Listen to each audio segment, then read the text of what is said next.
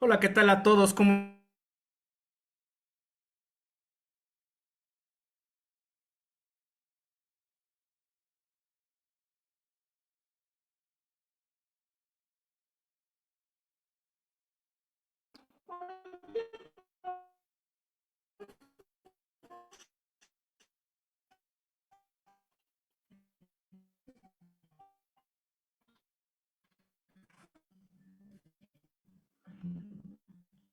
se me fue? Se me fue por completo los...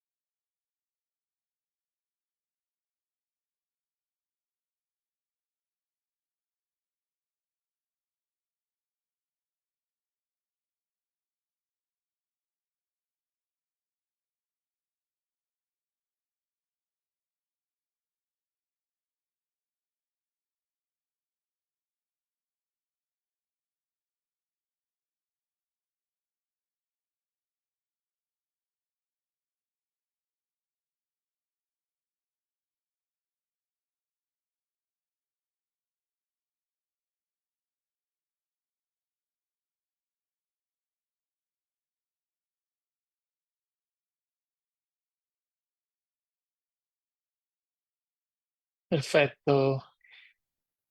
Un minutito. Gracias, Ronald.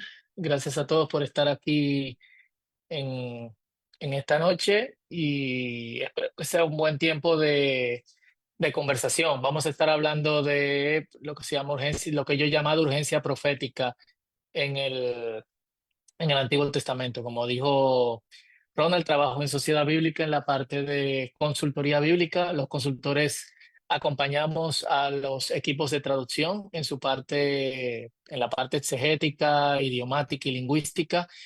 Dentro de las traducciones ayudamos en la revisión de de los textos. Y bueno, junto a eso no solamente trabajo con equipos de traducción escrita, sino también con equipos de traducción oral de la Biblia, que espero que en algún momento se dé la oportunidad para hablar aquí un poquito de oralidad en uno de los webinars. Y bueno, el tema de hoy, como saben, es urgencia profética en el Antiguo Testamento. Mi especialidad es Antiguo Testamento y voy a remitirme en lo máximo posible solamente a esta sección de la Biblia, aunque vamos a cruzar también al otro lado probablemente. Eso lo sabremos en el curso del día de hoy. Hoy en día un profeta es conocido como un lector o un predictor del futuro, como alguien que conoce asuntos secretos. Y vemos como una especie de oficio profético que ha surgido donde en ciertos contextos se revelan cosas al granel y donde la palabra profética es muy, o por lo menos lo que se considera palabra profética. Tendríamos que ver si esto es algo que de alguna u otra forma va alineado con lo que la Biblia llama profecía. Eh, es, se ha vuelto algo común dentro de ciertos contextos denominacionales. Eh, y no quiero adelantarme mucho en esa dirección, sino remitirme a lo que estaremos hablando hoy sobre cuál es el mensaje del profeta. ¿Qué hace un profeta? ¿Cuál es el ministerio de la profecía en la Biblia? ¿Tiene ese ministerio de la profecía de alguna otra forma parecido a lo que nosotros podemos llamar profecía en términos generales? Bueno, veamos primero lo que yo he llamado la anatomía de de un profeta. ¿Qué es un profeta? Es quizás la primera pregunta que debemos de hacernos. Los que me han escuchado hablar antes, no soy una persona muy conocida, así que quizá dos o tres, probablemente los que están aquí de Sociedad Bíblica, ya me han escuchado decir que un profeta es alguien que habla de parte de Dios en tres tiempos. Usualmente imaginamos o pensamos el profeta como alguien que habla hacia un solo tiempo, es decir, hacia el futuro, o que solamente revela palabras secretas, alguien que tiene unas palabras de ciencia que solamente él y Dios y la persona a la que se le está revelando conoce. El profeta bíblico habla en tres tiempos: pasado, presente y futuro, en conexión con el pacto, que es algo de lo que vamos a estar viendo. Cómo el pasado está conectado con el pacto en el sentido de las cláusulas del pacto.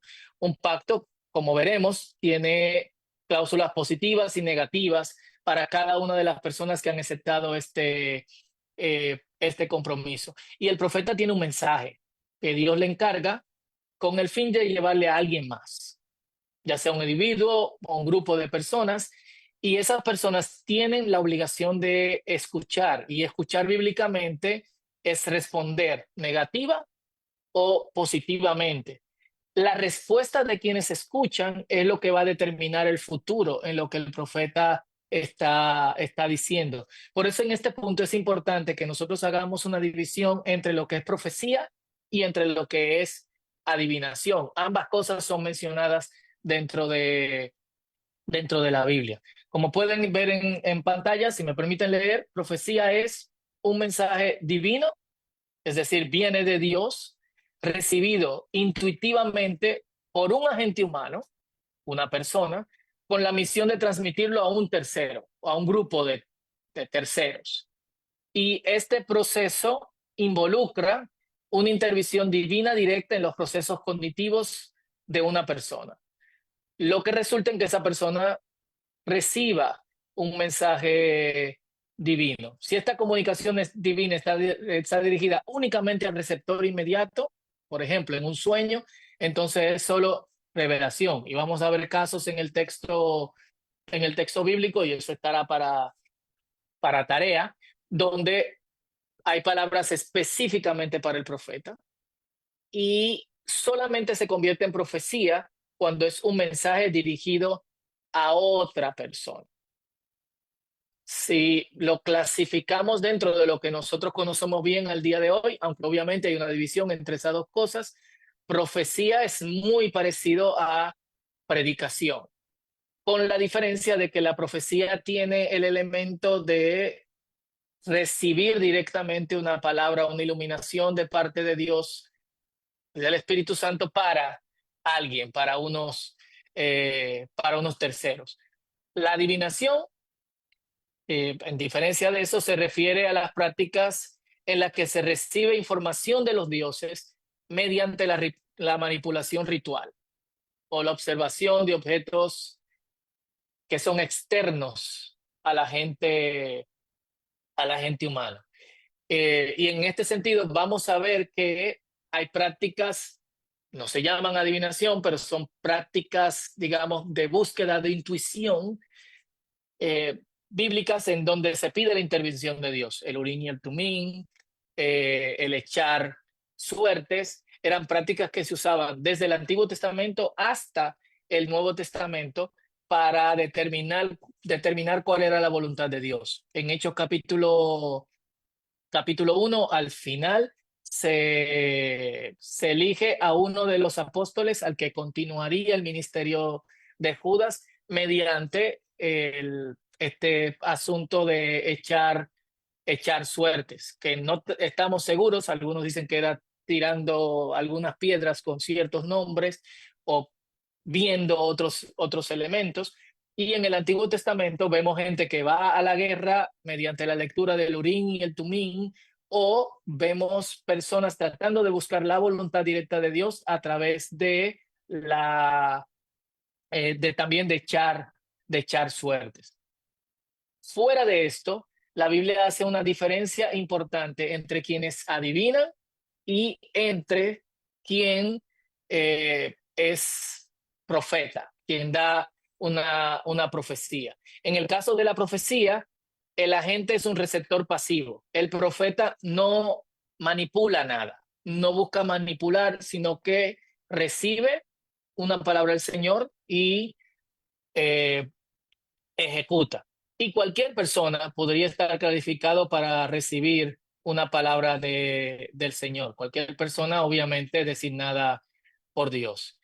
En la adivinación técnica, el agente participa de forma activa, empleando una habilidad que ha adquirido. En el caso de la profecía, el agente es un receptor pasivo, repito, es alguien que ha recibido palabra del Señor.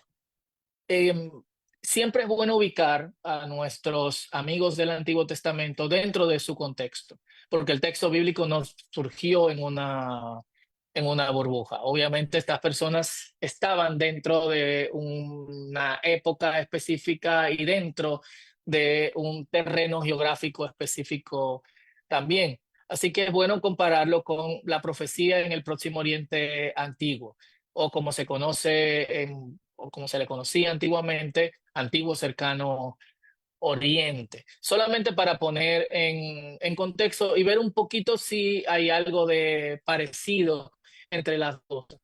En la antigua Babilonia y Asiria se identifican diferentes tipos de agentes adivinadores o profetas. Todos estos estaban conectados o al templo o al reino. Es decir, el contexto específico en el que la mayoría de los profetas en el antiguo cercano oriente actúan es siendo parte de la corte o siendo parte de la élite sacerdotal. Y vemos algunos nombres que nos dan una pista de más o menos qué hacían. En la antigua Babilonia, el Apilum, que era como el que responde, el Muhum, que era un extático, la palabra significa extático o loco, que eran personas que empezaban a danzar o empezaban a bailar hasta recibir una palabra del Señor. Kamatum, o el que habla, Nabum, que es parecida a la palabra que tenemos en el hebreo bíblico para profeta, o una de las palabras que tenemos en el hebreo bíblico para profeta, Naví, que es básicamente como el que ve, Ragamo, el que, el que llama. Y es muy interesante porque en el contexto asirio era más común que las mujeres profetizaran a que los hombres profetizaran. Y esto es algo que, aunque vemos profetizas en el antiguo Israel, Hulda se les nombra como profetisa, Débora se le nombra también como jueza y como profetisa, la esposa de Isaías también se le nombra como la profetisa, por lo menos es la mujer con la que él tiene hijos, pero la mayor parte de los profetas del antiguo Israel son hombres. Y desde la definición de estar atados al templo y de estar atados al reino, ya ustedes pueden ver algunas de las diferencias. En el antiguo Israel, se usaban tres palabras para profeta, todas relacionadas con entender o con ver. Naví, que es la primera palabra que ustedes ven aquí arriba en hebreo, Roé, o el vidente, José también, el, eh, el vidente. Y en Israel, los profetas surgen porque precisamente el pueblo no quiere escuchar directamente a Dios. La intención de Dios desde el principio era hablar con todo el pueblo, pero la intención del pueblo, al escuchar lo dramático o al ver lo dramático que es estar en la presencia de Dios, decidieron siempre tener un intermediario. En Éxodo capítulo 20, versículo 18 al 19 leemos: todo el pueblo observaba los relámpagos y el monte que humeaba y escuchaba el sonido de la bocina. Al ver esto, todos temblaban de miedo y se mantuvieron a distancia, pero le dijeron a Moisés: si tú hablas con nosotros, te escucharemos, pero que no hable Dios con nosotros, porque tal vez moriremos. Y reflexionando en esto, Moisés le dice en Deuteronomio capítulo 18, los versículos 14 al 16, no sin antes después hacer una diferencia entre adivinos y agoreros o manipuladores de visiones y profeta. Dice: las naciones de las que vas a tomar posesión prestan oído a los agoreros y a los adivinos, pero a ti el Señor tu Dios no te permite hacer eso. El Señor tu Dios hará que surja en medio de ti, de entre tus hermanos, un profeta como yo. A él deberán escuchar. Recuerden que escuchar tiene la misma connotación y la misma fuerza que obedecer. El que escucha está obligado a dar una respuesta. A él deberán escuchar, tal y como le pediste al Señor tu Dios el día de la asamblea en Horeb, cuando dijiste: no quiero volver a oír la voz del Señor mi Dios, ni tampoco quiero volver a ver tan impresionante fuego, pues no quiero morir. Obviamente el pueblo no iba a morir a causa de esto. Si Dios se le había revelado al pueblo, era porque el pueblo podía resistir la, el dramatismo de sus palabras y de su presencia. Pero por alguna razón Dios y Moisés respetan esta decisión del pueblo. Si me permiten hacer un paréntesis, hoy en día, cuando yo soy cristiano, no sé la confesión de todos los que están aquí, por ahí habrá personas que tienen una relación con Dios y otros que entran al webinar por le gusta la información o por curiosidad, pero no tienen ningún tipo de interés en tener una relación con Dios. Pero como creyente, a mí siempre me ha llamado la atención tanto el pasaje en Éxodo capítulo 20 como el pasaje en Deuteronomio capítulo 18, especialmente en una época en que yo creo que el Espíritu de Dios, según las Escrituras, tenemos la oportunidad de que Dios nos hable. Su palabra, nosotros mismos, por su Espíritu Santo. Sin embargo, sigue habiendo esta tendencia de buscar intermediarios, de buscar agentes que nos digan, que nos hablen, que nos revelen. Y en muchas ocasiones, eso en vez de encaminarnos, no que haya nada ilegal con eso, creo que hay momentos en los que nosotros necesitamos consejos, no necesariamente de una persona que venga con una palabra extática de parte del Señor, sino personas que tienen sabiduría de la palabra, tienen tiempo y han pasado por experiencias que lo han hecho reflexionar en eventos de la vida que nosotros no hemos vivido y de los cuales no hemos reflexionado, que nos pueden dar ciertas palabras, pero creo que la búsqueda continua de intermediarios dice algo de nosotros. Creemos, para los que son creyentes, realmente creemos que Dios nos habla, realmente creemos que Dios nos puede hablar y realmente creemos que lo que Dios ya nos ha hablado en su palabra es válido para nosotros, para guiarnos, iluminarnos en el camino que estamos viviendo, las cosas que hemos pasado y las cosas que todavía no hemos pasado, que vamos a pasar. Cierro el, el paréntesis. Entonces, en primer lugar, eso. El profeta surge porque el pueblo no quiere escuchar a Dios. A diferencia de los profetas en el próximo Oriente Antiguo, el profeta bíblico no está atado al pueblo, al templo. Al contrario, aunque algunos de los profetas bíblicos que conocemos son de la línea sacerdotal, como Jeremías o Ezequiel, el profeta de hecho es crítico del sistema del templo. Para profetas como Isaías, como Amós, como Jeremías, como otros de los profetas menores, todo lo que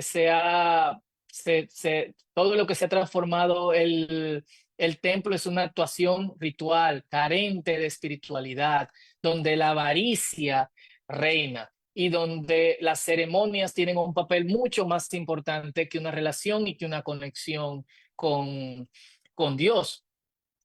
Por eso Dios se le revela a algunos con palabras como estas, que no son de las más fuertes.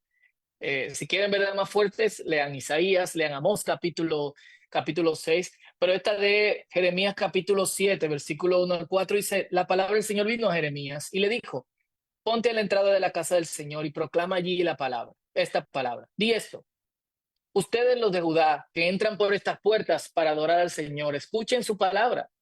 Así ha dicho el Señor de los ejércitos, el Dios de Israel, mejoren sus caminos y sus obras, y yo los haré habitar en este lugar. No se fíen de palabras mentirosas que dicen, templo del Señor, templo del Señor. Este es el templo del Señor. Incluso en épocas donde no consideramos que el Señor puede tener una relación directa con la gente, aparte de un sistema ritual complicado, el mismo Señor está diciendo, para la sorpresa de muchos, no deberíamos sorprendernos, no es la importancia de este lugar, no que me escuchen, sino que de hecho mis, eh, mis caminos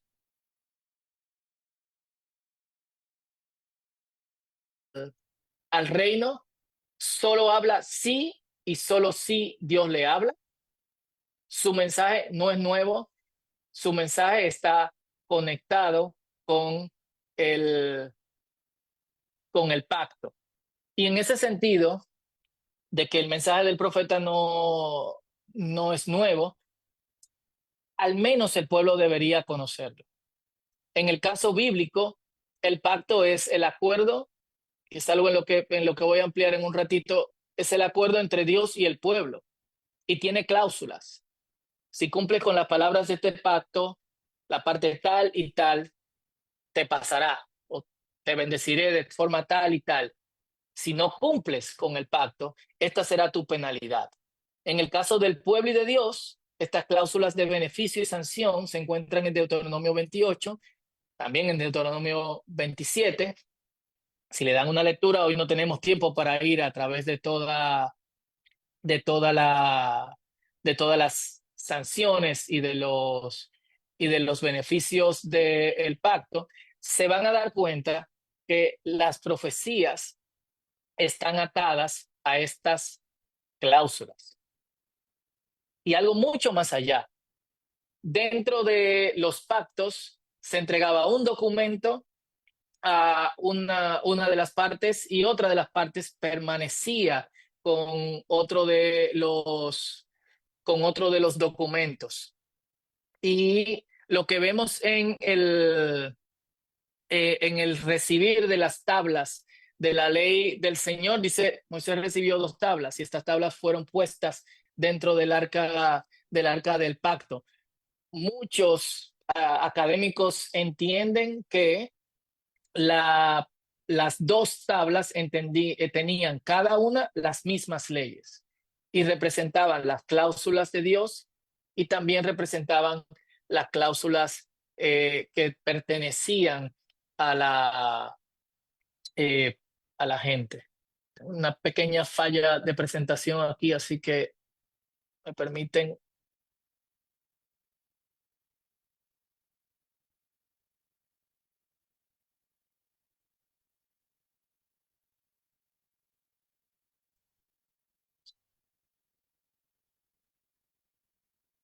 Parto nuevamente. Como decimos, esto en vivo. ¿Pueden ver mi pantalla? Perfecto. Entonces, no están atados al reino, solo habla sí o sí, Dios le habla, su mensaje no es nuevo, está conectado con el pacto. Hay también una agonía profética. El profeta no es solo lo que él dice, sino lo que él es. En cuanto a lo que él es, el profeta es una persona, no un micrófono. Y en ese sentido vemos a los profetas del Antiguo Testamento luchando con las palabras que transmiten o con ciertas órdenes de Dios. Pero también vemos como en algunas cosas la profecía, el mensaje, no es solo lo que ellos dicen, sino también es lo que ellos deben proyectar. Es también su vida. Y los profetas no solamente hablan profecía, sino que también actúan profecía. Lo vemos en un Isaías caminando desnudo por 3 años y medio con un yugo en su cuello, señalando la forma en que el pueblo iba a ser llevado al exilio, o en Jeremías rompiendo la vasija de barro, o en Ezequiel cocinando primero con heces humanas, luego interactúa con Dios y le dice, por favor, Señor, bájale algo con heces, con estiércol animal. Hay parte del ministerio profético, parte de su vida que es agónico. El profeta también es solitario, es antagonista a todo lo popular, está aislado, es vulnerable, pero tiene un amor profundo por el Señor y también un amor profundo por su pueblo. Y en ese sentido, el interior del profeta es una contradicción, porque amando a Dios y recibiendo palabra de Dios, sabiendo lo malo y desgraciado que puede ser el pueblo en algunos puntos de su caminar, de su vida, al mismo tiempo también tiene un amor profundo por su pueblo. ¿Por qué? Porque el profeta también es parte del pueblo. El profeta es el pueblo. En el pueblo están su madre, sus hermanos, su padre, su familia directa. Y aparte de eso está conectado con todos los demás de ese pueblo por una línea directa genealógica que lo conecta directamente, según su entendimiento, eh, con Abraham. Y junto a eso, el profeta ve lo que otros no ven por su conexión continua con Dios. A diferencia del falso profeta que no ve. Como no ve, por eso predica cosas desarraigadas del presente, siempre mirando hacia el futuro. Y en ese sentido vamos a ver que los profetas bíblicos son críticos continuos de estos falsos profetas. Jeremías, Ezequiel tienen grandes secciones en donde critican a los falsos profetas por querer llevar al pueblo a un camino de paz y prosperidad que no requiere un compromiso con Dios. Lo repito, por querer llevar al pueblo a un camino de paz y prosperidad que no requiere un compromiso con Dios, que no requiere cambio. Solamente son promesas vacías. ¿Cuáles son promesas vacías? Son las promesas que no tienen ninguna conexión con el pacto. Ezequiel 13, 1, 2, 6, 9 y 10 dice, la palabra del Señor vino a mí y me dijo, hijo de hombre, profetiza contra los profetas de Israel. Según ellos, profetizan, pero sus profecías son producto de su propio corazón. Sus visiones son falsas. Sus adivinaciones son una mentira. Andan diciendo, el Señor lo ha dicho, pero yo no los he enviado. Voy a descargar mi mano sobre los profetas que tienen visiones falsas y mienten con sus adivinaciones. Esto será así por haber engañado a mi pueblo. Le hablaron de paz cuando en realidad no había paz. Y junto con la agonía profeta de no ser un micrófono, luchar con las palabras que Dios le da, ser un solitario, una persona aislada, antagonista de lo popular, de lo aislado, vulnerable, con un amor profundo por el Señor, pero también una contradicción, un amor profundo por ese pueblo pecador al que Dios le manda a hablar, no nos han creído. Y varios profetas presentan esto al Señor. Elías, luego de su victoria frente a los profetas de Baal, solo quedo yo. Isaías, ¿quién ha creído a nuestro anuncio? Jeremías, Señor, me engañaste. Habacuc.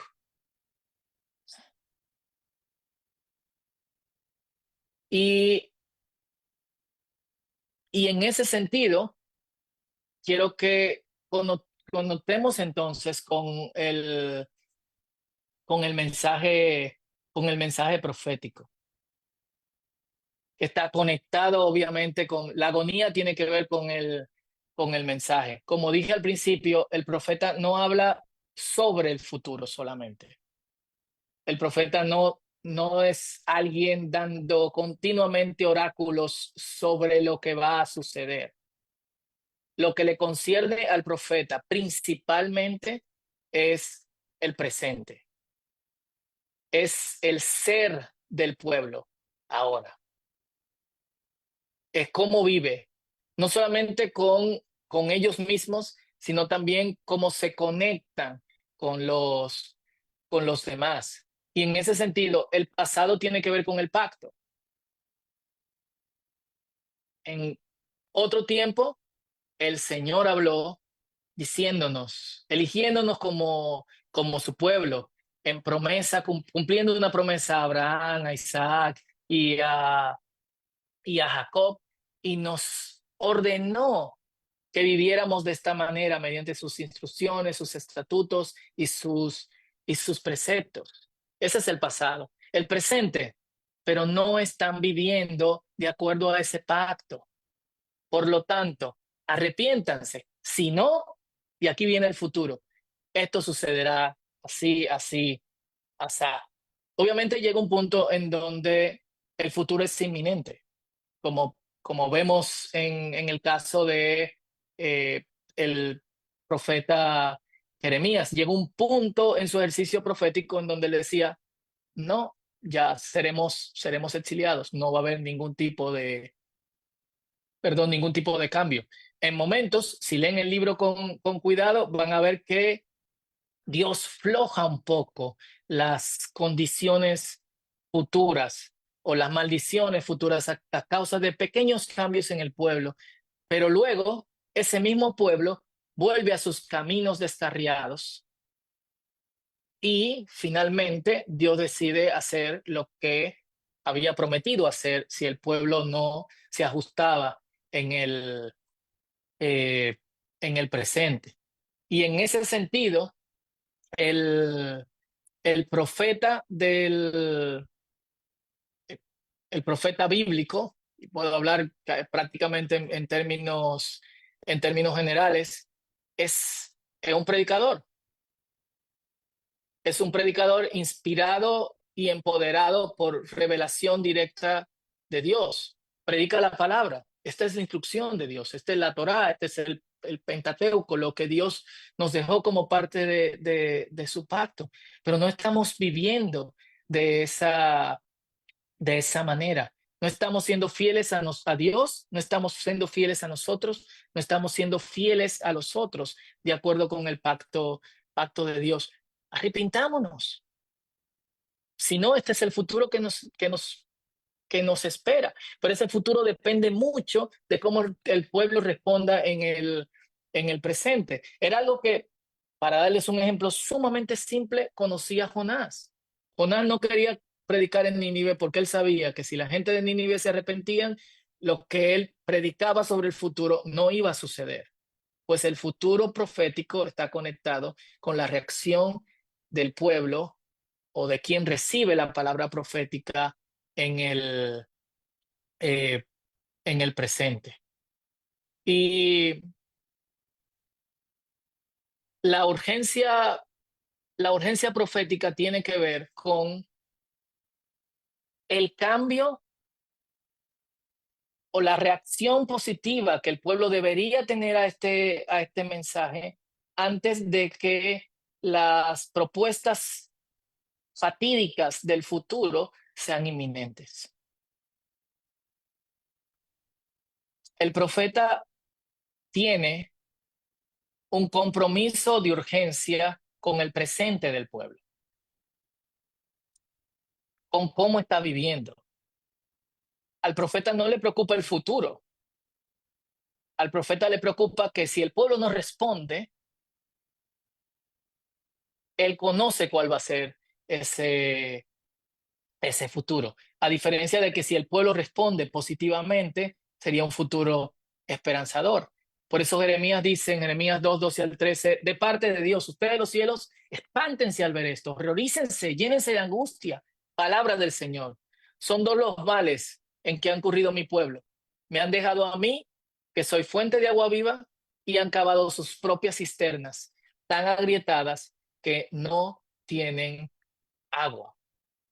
En la urgencia profética, el mensaje es primero, han abandonado a Dios. Segundo, hay injusticia y descuido social, que son asuntos urgentes y del presente. Hay individualismo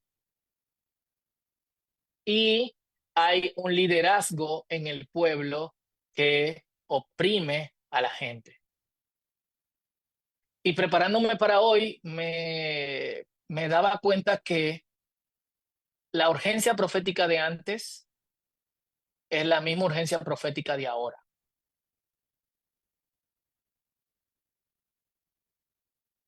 Hay tanta preocupación por profecías sobre el futuro o por ministerios de adivinación cuando muchos le han dado la espalda a Dios. Cuando alrededor de nosotros la injusticia y el descuido social son el día a día.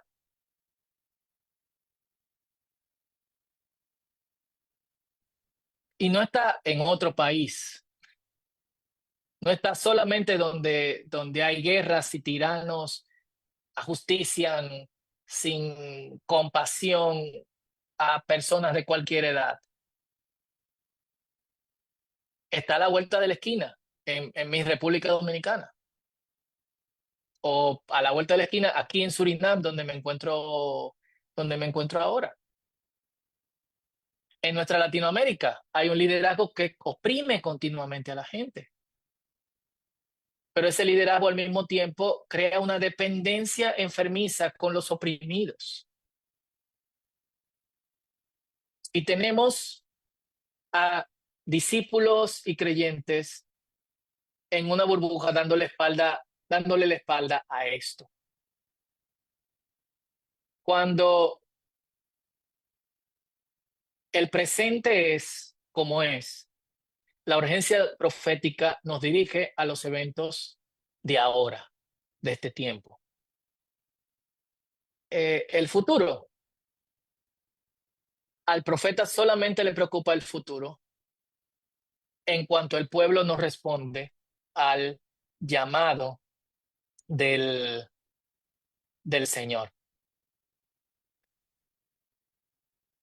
Y en ese sentido, en la urgencia profética, el mensaje no puede esperar el futuro.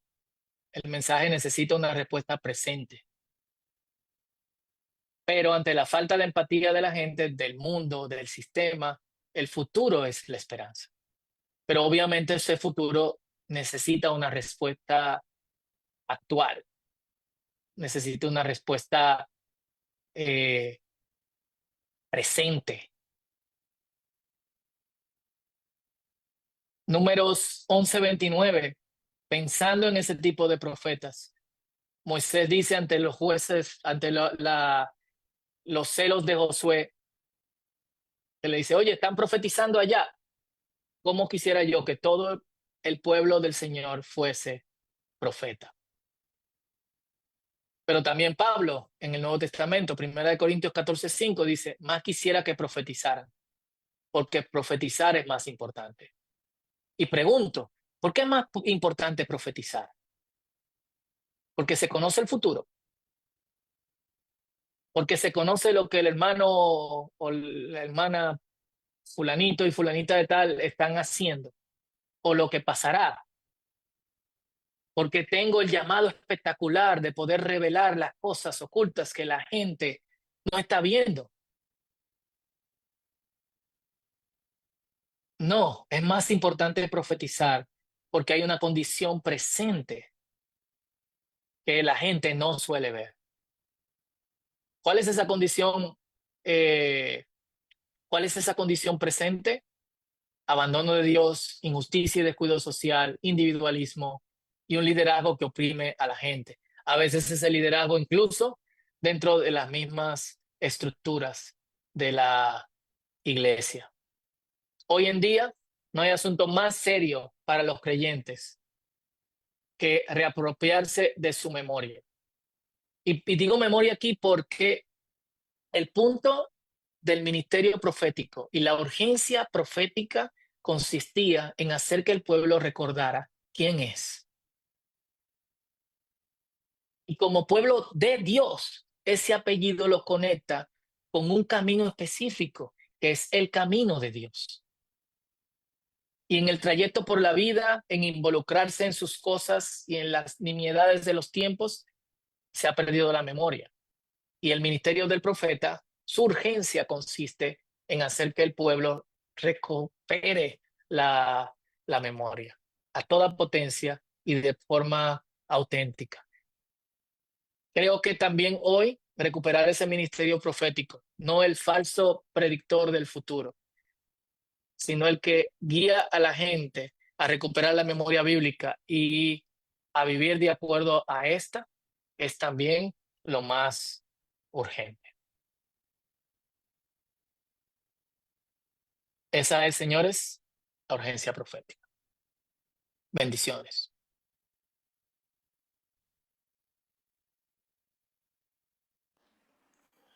Muchas gracias, profesor Fausto Liriano. Siempre un gusto, una bendición escucharte con este replanteamiento tan importante, ¿no? Que hay que puntualizar desde la perspectiva, desde la narrativa bíblica de lo que realmente implica el profetismo.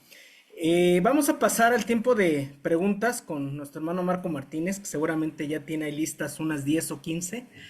Pero antes de pasar con ello, les voy a robar 2 minutitos, por favor, Ronald, si me apoyas, para hablar brevemente de la Biblia de estudio, que me atrevería yo a decir es por mucho la base de nuestras Biblias de estudio, la Biblia de estudio teológico. La lámina que nos está mostrando Ronald, pues muestra muchos de los argumentos que tiene esta Biblia que yo me atrevería a decir, así como para añadir, elaborada por un equipo de más de 100 especialistas, con una metodología de estudio que busca la neutralidad teológica, un análisis teológico sistemático, ¿no? Con anotaciones de carácter histórico, etimologías, panorama de interpretación paralelas, culturas paralelas, análisis y contextualización de pasajes complicados, mapas actualizados y además con un enfoque totalmente cristológico que en el apéndice final plantea algunos artículos de bastante interés, como el plan divino para la salvación, la doctrina bíblica, la interpretación bíblica, metodologías para leer la Biblia, el armado del canon escritural, la confiabilidad de las bases textuales, arqueología, idiomas bíblicos, un recuento ahí de la Septuaginta, la forma en la que el Nuevo Testamento interpreta y cita al Antiguo Testamento, y todo esto desde un enfoque con la historia de la salvación en el Antiguo Testamento. Realmente es toda una enciclopedia lo que tiene esta edición, muy muy recomendable, disponible obviamente en todas las sociedades bíblicas. Y ahora sí, sin más preámbulos, hermano Marco, los micrófonos son tuyos para las preguntas. Excelente. No sé si me escuchan. Sí, excelente. Muy Sí, bien. se te escucha, sí. Bueno, realmente eh, muy esclarecedor el mensaje. Creo que tenemos que agradecer a Dios por los talentos que nos permite tener y la gracia y la elocuencia de poder profundizar en la escritura. Así que bueno, gracias por la vida del doctor Fausto y sobre todo porque está en español, ¿no? Nuestro acercamiento en nuestro propio idioma, por lo menos en la mayoría de los que somos de Latinoamérica, no necesariamente de todos. Pero bueno, vamos entonces a acercarnos a las preguntas después de esta ampliación para comprender el ministerio del profeta en la escritura, ¿no? La urgencia profética. Creo que en varias cosas, Fausto, nos has ampliado el entendimiento. Hay muchas confusiones, como tú bien decías, ¿no? Muchos mitos quizá que van aclarando esto respecto al profeta como un hombre del presente y no como un hombre necesariamente o un mensajero del futuro o de un futuro incluso catastrófico. Vamos a empezar con esta. Esta es una pregunta, digamos, un poco elemental, pero importante a la vez. La escritura nos muestra una división, digamos, en nuestras Biblias sobre los profetas mayores y los profetas menores. Es clásico mencionar de esa manera. Muchas veces es asociado por la producción literaria del profeta, ¿no? Isaías, 66 capítulos, Jeremías con 52 y luego nos vamos con un Miqueas con 7 capítulos y Sofonías con 3. Esta clasificación es justa. Fausto, ¿consideras que es la mejor manera de entender el porqué de esta división? Hay jerarquías, digamos, entre los profetas. ¿Nos podrías ampliar un poquito en eso?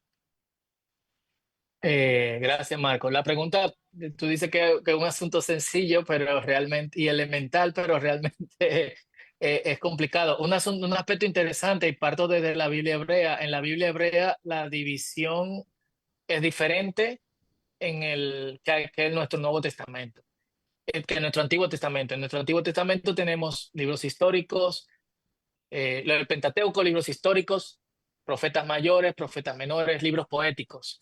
Los libros poéticos entrando en el medio entre los profetas y los libros históricos, y en cierto modo condicionan la literatura y también condicionan nuestra visión del oficio profético. En la Biblia hebrea, de hecho, los libros que nosotros llamamos históricos, la mayoría están incluidos dentro de la sección que se conoce como antiguos profetas. Y en ese sentido, Josué es un libro profético. Jueces es un libro profético. Primera y segunda de Samuel es un libro profético, junto con Isaías, Jeremías, Ezequiel y los 12, que es lo que termina llamándose en nuestro Antiguo Testamento los profetas los profetas menores. Esa división dentro de la división canónica judía nos dice mucho del oficio profético como gente que mantiene al pueblo de Dios con los pies sobre la tierra, con una memoria clara de lo que tiene, de lo que tiene que, de lo que tiene que hacer. Eh, en nuestro caso, que se divide en profetas mayores y profetas menores, los profetas mayores son los que escribieron más y no necesariamente los profetas más importantes. Dentro de la tradición, tanto cristiana como judía, Elías es de hecho uno de los profetas más importantes. Sin embargo, no escribió nada. Se escribe de él y de las hazañas que hace. Entonces está dividido de acuerdo a la cantidad de cosas que escribieron, ni siquiera a la importancia que tienen ministerialmente. Obviamente nosotros en nuestra época, obsesionados con con las cantidades, asumimos que mucho es mejor de alguna otra forma. Y de forma interesante, para terminar la respuesta un poco larga, Daniel no es considerado un profeta en los contextos judíos, es considerado como un libro de los escritos y su literatura es más bien apocalíptica. Hay una división entre la apocalíptica que con símbolos exagerados sí tiene un mensaje hacia el futuro y la literatura profética que tiene un mensaje pasado, presente y futuro, conexión con el pacto y una necesidad del pueblo de arrepentirse. De eso dependerá el, el futuro. Creo que la división no le hace justicia a por lo menos dentro de nuestro entendimiento de lo que es menor y lo que es mayor, a lo que estos estos hombres dijeron. Y lo mejor para nosotros es verlo como una continuidad del mensaje de Dios y ver qué podemos aprender. Muchas de estas profecías ya se cumplieron y creo que nosotros podemos aprender de su cumplimiento que hay un futuro funesto para aquellos que no le ponen atención al mensaje y al pacto de Dios. Excelente, muchas gracias. Aquí hay otra pregunta sobre, a ver, tú mencionabas el profeta no solo es lo que él dice, sino también lo que él es. Generalmente se percibe un profeta como alguien intimidante, digamos, poderoso en el sentido de que como que tiene rayos X, ¿no? Como que fuera casi como, se le percibe como un superhéroe, ¿no? Que tiene vista, bueno, que puede ver lo que nadie más mira, ¿no? Y que también puede hablar de forma, sí, puede dar hasta órdenes, digamos, ¿no? Puede intimidar, puede decirlo, y como que todo el tiempo está hablando de parte de Dios. Pero hay una parte humana también, ¿no? Y hay un tema de testimonio, pero digamos, ampliando esa frase que tú dices, que no solo es el hecho de hablar un mensaje y se acabó, sino que él también representa el mensaje de Dios. ¿Podrías ampliarnos un poquito esto? Sí, básicamente la vida entera del profeta es un ministerio y es por eso que el profeta vive aislado. El profeta no vive aislado porque la gente no quiere juntarse con él, tiene rayo X, me puede decir qué yo hice esta mañana o qué pienso hacer esta noche o qué fechoría amanecí pensando realizar. Eh, Más bien el profeta se siente desplazado porque ha elegido un camino distinto al camino que la generalidad ha elegido. Y en ese sentido, el mismo Jesús lo ha dicho, por sus frutos lo van a conocer. Entonces hay un modus vivendi del profeta que está conectado con ser alguien que transmite, con ser hombre de Dios, que sería el otro nombre, aparte de Naví, de Roé, de José, al profeta también se le conoce como el hombre de Dios. Es el otro término que se le da al profeta. En nuestro contexto, es triste que alguien se llame el hombre o la mujer de Dios y el resto. ¿Qué somos? indica que de hecho ha surgido alguien bajo la necesidad de no estamos encaminados hacia donde Dios quiere que caminemos. Entonces, en ese sentido, el profeta tiene que encarnar en su vida lo que el pueblo no está viviendo, pero al mismo tiempo, esto es muy interesante, el ministerio profético es teatral, no solamente es poético, la mayor parte de la literatura del Antiguo Testamento profética es poética. El profeta es un actor de cosas que le van a suceder al pueblo. No habla, sino que las actúa. Y hay momentos en que Dios le dice, esto es lo que tienes que hacer por un tiempo prolongado, 3 años, 7 años, 2 años, 4 años, o le manda a hacer cosas sin ningún tipo de sentido, solamente para dar un, para hacer fuerte una declaración. Jeremías, compra un terreno. Y yo, como yo voy a comprar un terreno si vamos al exilio? Tú me estás diciendo que vamos al exilio y me estás diciendo también que compro un terreno. Sí, porque eso significa que la gente volverá. Entonces, la vida del profeta está totalmente comprometida con el mensaje de Dios, no solamente como hombre de Dios, sino también porque su vida no le pertenece y sus actos que van a ser juzgados como eh, exagerados o no, pensemos en Oseas, por ejemplo, están totalmente dominados por lo que Dios quiere transmitir a través de esa persona. Y por eso es importante ver al profeta en sus luchas también, como alguien que a veces lucha con eso y a veces siente que eso es injusto.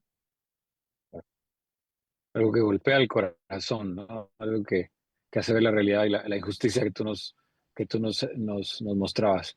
Muy bien, gracias, doctor Fausto. Eh, Esta es otra pregunta y es bastante obvia, ¿no? Bueno, en el presente, principalmente en ciertos movimientos cristianos, digamos, de diferentes quizá denominaciones, pues se hablan de muchos términos, ¿no? Creo que se han desarrollado casi un glosario en términos de unción profética, atmósferas proféticas, influencias proféticas, etcétera, ¿no?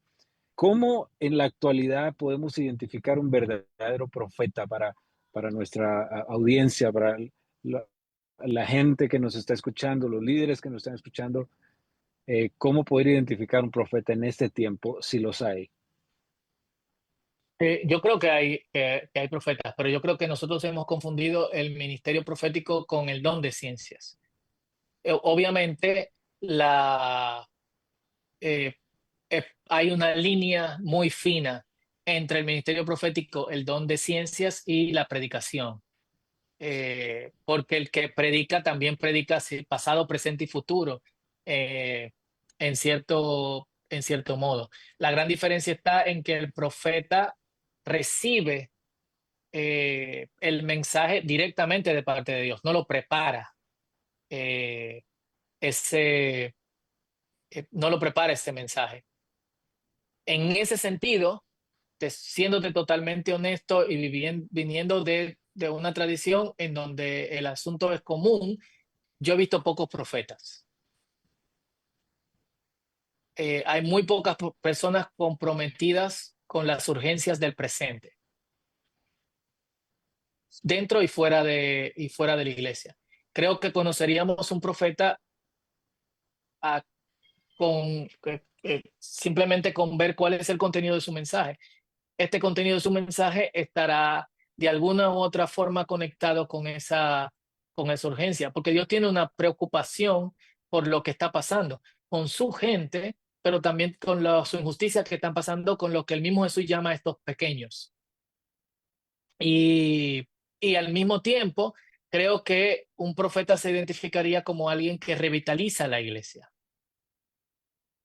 Y revitalizar no necesariamente conecta hacia motivación, prosperidad, una nueva visión y cambio en los aires, sino con la simpleza de que recuperemos la memoria del mensaje bíblico. de lo que se nos ha dicho que tenemos que hacer. Y un profeta no solamente sería coherente con esas palabras viniendo de parte de Dios y de su Espíritu, sino que también sería coherente con vivirlas. Y lamentablemente de mi parte, y viajo por el mundo, visito diferentes comunidades de fe, vengo de una tradición y donde estas cosas son comunes, es decir, llamar a alguien profeta, aires proféticos y todo lo demás. Lamentablemente hay muy pocos que son profetas en la alineación y en el sentido bíblico. Obviamente, tengo que decir, este es mi juicio personal, no necesariamente el juicio de los que organizan el webinar, pero tengo que ser responsable con lo que yo creo es bíblico. Excelente, excelente, Fausto. Para finalizar, veo varias preguntas, voy a tratar de unirlas. Hay mucha referencia precisamente al tema de los extremos, ¿no? A los abusos de la profecía, de los sueños, de los dones, ¿no? Del ministerio, como mencionabas.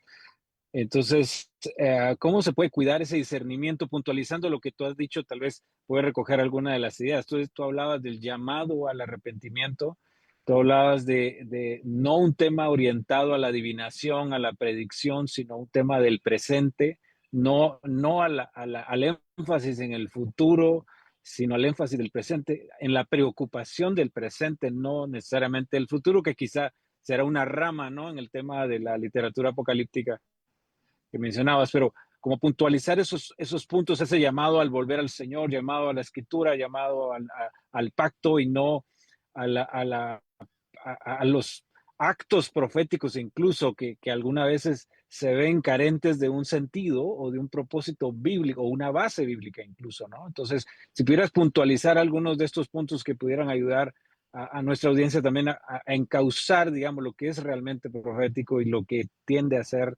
un abuso o un extremo, ¿no? Que ya pierde incluso quizá el propósito bíblico, ¿no? Sí, bueno, en primer lugar, creo que primero el profeta nunca tomaría tus recursos ni tu dinero. Eso es algo que tenemos que aclararlo del principio. Segundo, el profeta tendría un compromiso con el hecho de que su ministerio depende de que Dios hable. Entonces será responsable en decir, Dios no me ha hablado y Dios no me ha dicho nada. Eh, no puede ser que en un día Dios hable mucho más que en 1000 años de revelación.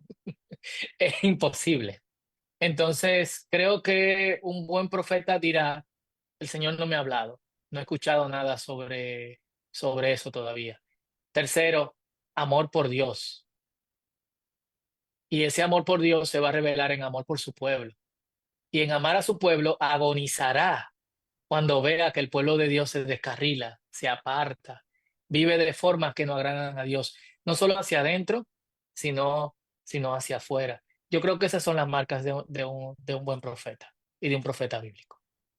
Excelente. Con eso concluimos las preguntas, doctor Fausto. Muchas gracias. Devolvemos el tiempo ahí A a ustedes. nuestro moderador.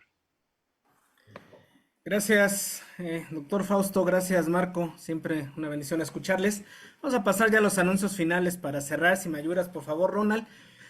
Con este ejercicio comparativo de versiones que estamos haciendo cada 8 días, estamos tomando un versículo en la Reina Valera 60, la Biblia que todos conocemos, además en esta ocasión es un versículo bastante conocido, y mostrando la diferenciación, en este caso con lenguaje actual, que es una traducción más dinámica, más versátil, más actualizada a los modismos propios del español reciente en América Latina. Reina Valera 60 dice, sobre toda cosa guardada, guarda tu corazón, porque de él mana la vida. Aparta de ti la perversidad de la boca y aleja de ti la iniquidad de los labios. TLA propone la siguiente lectura. Y sobre todas las cosas cuida tu mente, porque ella es la fuente de la vida.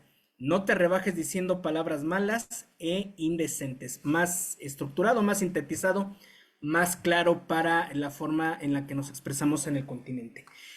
Ganadores del webinar, de los ganadores de esta semana, importante que por favor cada una de las personas que voy a nombrar se comunique directamente con la Sociedad Bíblica de su país para que ellos les digan cómo pueden recibir el recurso bíblico que se les va a entregar en Perú. Tenemos a Elizabeth Tomairo, en Guatemala a Ninfa Juárez, en Colombia a Claudia Cortés, en Bolivia a Lucía Zapana, en México a Betty Tolé y en Paraguay a Natalia Benítez García. Insisto, todos ellos son importantes. Por favor, comuníquense directamente a las oficinas de cada sociedad bíblica.